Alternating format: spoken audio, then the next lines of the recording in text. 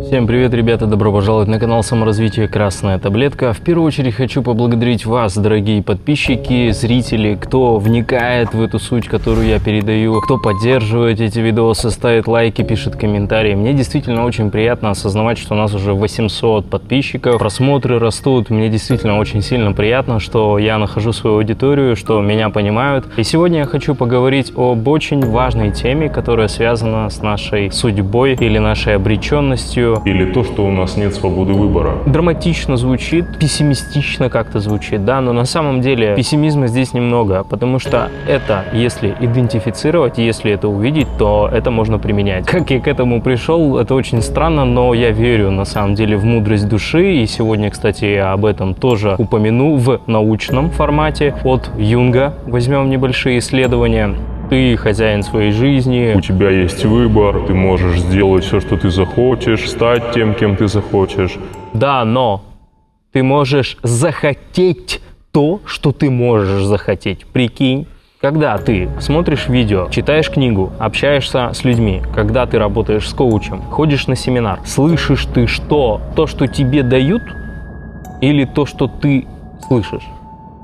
В процессе своих исследований я наткнулся на одну книгу Карла Густава Юнга, психолога швейцарского, «Анима и анимус». Начал читать, и меня что-то прям так это поглотило, и я понял, что на самом деле в этой книге Юнг говорит про матрицу. Некие образы женского образа внутри мужчины и мужского образа внутри женщин, которые влияют на их поведение в социуме, в обществе и вообще, в принципе, их желания в обществе. Как известно, нет и не может быть никакого человеческого опыта без наличия субъективной готовности. Но в чем состоит эта субъективная готовность? Она в конечном счете состоит во врожденной психической структуре, позволяющей человеку вообще иметь такой опыт. Очень приятно находить в таких фундаментальных источниках те открытия, которые я нашел самостоятельно, наблюдая за своей жизнью, наблюдая за собой и работая со своими клиентами, проживая эту жизнь осознанности, внимательно. Но моей осознанности и моей внимательности и моей способности к идентификации того, что я вижу и слышу, на самом деле столько же, сколько самостоятельности у годовалого ребенка. Все программы, которыми я руководствуюсь в течение дня, мои исследования, мои достижения, мои проявления, это все построено на моем опыте, который связан не только с детством, но и с предыдущими людьми моего рода, которые жили до меня. Эта вся информация передается мне, и благодаря ей или даже из-за нее я, собственно, могу замечать и воспринимать. И таким образом родители, жена, дети, рождение и смерть врождены ему как виртуальные образы, как психические готовности. Эти априорные категории имеют, разумеется, коллективную природу. Это образы родителей, жены и детей вообще, а вовсе не индивидуальные предрасположенности. Итак, и эти образы следует мыслить как бессодержательные, а потому бессознательные. Они дорастают до содержания, влияния и, наконец, осознанности лишь тогда, когда натыкаются на эмпирические факты, затрагивающие и пробуждающие к жизни бессознательную готовность. Они, в известном смысле, являются осадками всего опыта ряда поколений предков, но не самим этим опытом. Человек по факту обречен. Обречен не в плане там на смерть, на болезнь, там на гибель, там все плохо. Обречен просто на свою жизнь, обречен на просто свой стиль. Это то самое, о чем я говорю постоянно в своих видосах. Когда мне пишут комментарии, ты говоришь какую-то херню, какой-то бред, все непонятно. Единственное, что я могу порекомендовать этому человеку: иди дальше, добрый человек. Все. Доказывать или объяснять то, что непонятно, невозможно. Человек, который находится в другой матрице мышления, мировосприятия или ее не замечающий, он не сможет это увидеть, осознать. Это невозможно. Бесполезно кому-то что-то доказывать, с кем-то спорить или кого-то переубеждать. Это абсолютно бессмысленно. Вся наша вот эта свобода выбора, она очень сильно необходима большим концернам, большим предприятиям, которые рекламируют тебе определенные товары, какие-то идеологии, которые приносят им прибыль очень серьезно. Когда ты погружаешься в эту структуру, думая о том, что ты действительно являешься хозяином, именно в этот момент тобой управляют, тобой манипулируют твоим желанием. Блин, ну а ты же тоже коуч, ты работаешь с людьми, ты же также там извлекаешь прибыль, ты также манипулируешь людьми. Когда ты даешь человеку понимание, что он ограничен, когда он начинает это замечать, его это реально поистину меняет. Лучше взять деньги за это, нежели чем ты будешь брать деньги за то, чтобы человек что-то у тебя купил, и это ему не помогло вообще. Это чистое, органичное использование ресурсов. Я за органику, я за гармонию. Ты идешь по определенной линии, а можешь отклоняться вправо и влево до определенного процента, который тебе позволено в твоей матрице, в твоем роду, в твоей информации, которая заключена в тебе. Ты можешь изучать книги, ты можешь взаимодействовать с людьми, ты можешь искать что-то новое, ты можешь совершенствоваться, но ты будешь совершенствоваться, исходя из своего предыдущего опыта.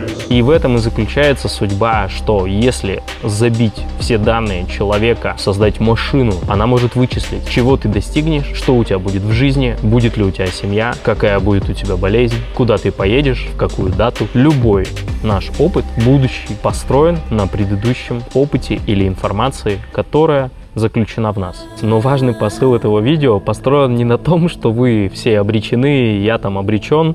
Да, мы все обречены, мы все ограничены, что очень важно понимать.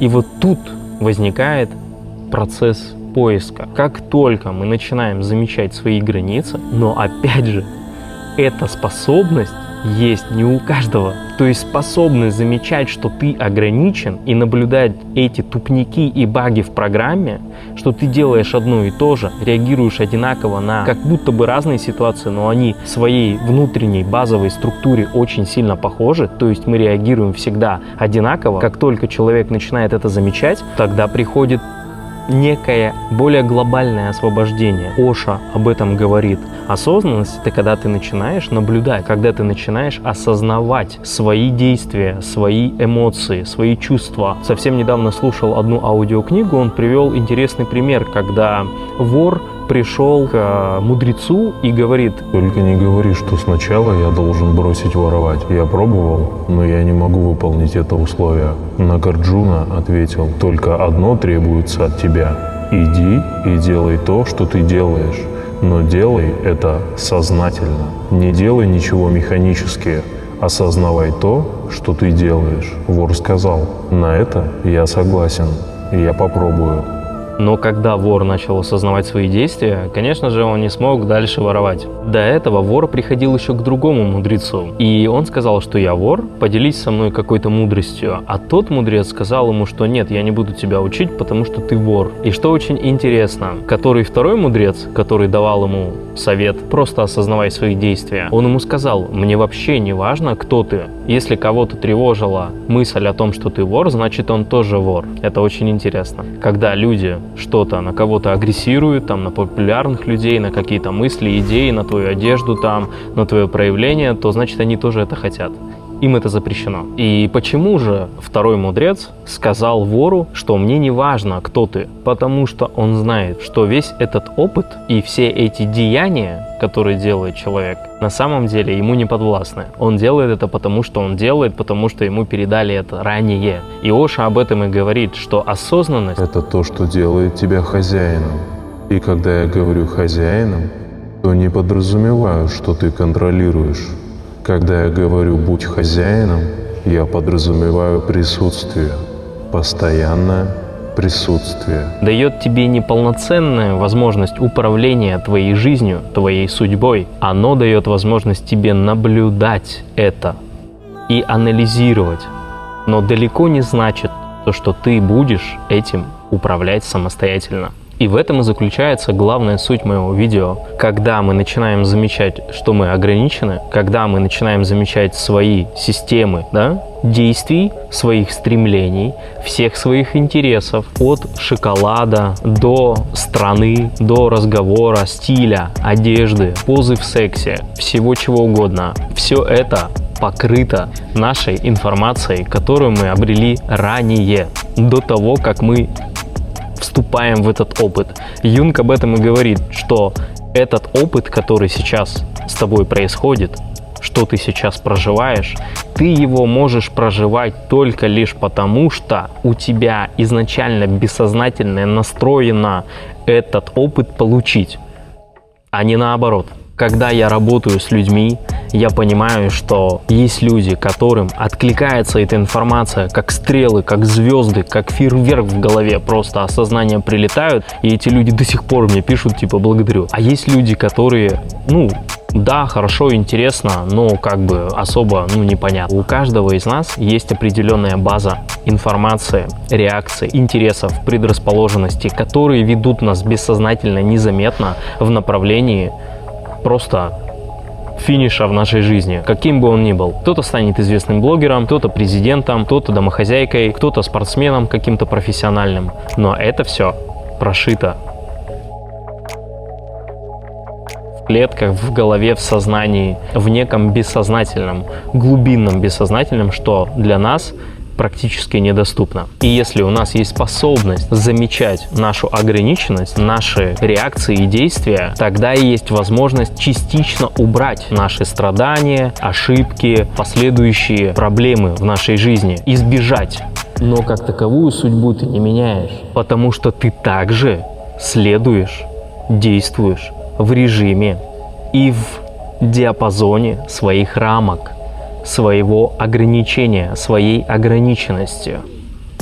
В этом вся и заключается суть. И когда человек начинает изучать книги, работать с коучами, он сможет извлечь информации лишь только столько, сколько ему доступно извлечь ее. Также опыт с детства. Если родители наругали ребенка, пристыдили, папа наругал или сказал, что ты сыкло, что у тебя ничего не получится, ребенок также действует, исходя из этого ощущения. Кто-то замыкается внутри себя, то есть у него вот как раз есть определенный опыт еще с его рода, который дает ему возможность либо реагировать, типа ни хрена подобного, никакое не сыкло, я достигну в жизни своей охеренных результатов, я мужик, блин, я смогу. Либо кто-то говорит, блин, папа мне сказал, что я говно, и стух. То есть, получается, его состояние, его предыдущий опыт дает ему возможность реакции только таким образом. Обратите внимание на алкоголиков, на наркоманов. Очень много людей, друзей, которые могут помогать этим людям, говорить им о том, что это плохо, это вредно, тебя это убьет. Даже если это вредит человеку и уничтожает его жизнь, здоровье, ухудшает качество его жизни, он ничего не делает для этого. И вот тут еще очередное подтверждение, что судьба – та информация, которая дает тебе возможность делать только то, что ты можешь делать, видеть то, что ты можешь видеть, находиться в тех ситуациях, в которых ты можешь находиться. И это судьба, мои хорошие. Именно это. Вот так просто сегодня я объяснил нашу судьбу, матрицу мышления. Оставайтесь со мной, наблюдайте за своей ограниченностью, наблюдайте за своими границами, поддержите этот канал. Я вас очень прошу, искренне от души, дайте жизнь этому каналу, поставьте лайки, напишите комментарии, передайте это, отправьте своим друзьям. Я вам буду очень сильно благодарен. И, конечно же, буду продолжать записывать видео. Я вас очень сильно люблю. Нужно выбираться. Скоро увидимся.